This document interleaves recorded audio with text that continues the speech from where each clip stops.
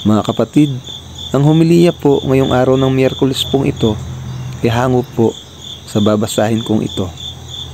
Marcos, Kapitulo 3, versikulo 1 hanggang 6. Pinagaling ang lalaking paralisado ang isang kamay.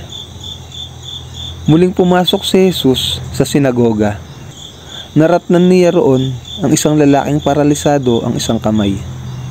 May ilang taong naroroon at inaabangan kung pagagalingin ni Jesus ang lalaking iyon sa araw ng pamamahinga, upang may maiparatang sila laban sa kanya. Tinawag ni Jesus ang lalaking paralisado ang kamay. "Halika rito." Pagkatapos, tinanong naman niya ang mga tao, alin ba ang naaayon sa kautusan?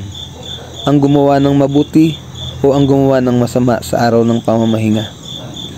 Ang magligtas ng buhay o ang pumatay? Ngunit sila'y hindi sumagot. Tiningnan ni Jesus ang mga taong nakapaligid sa kanya.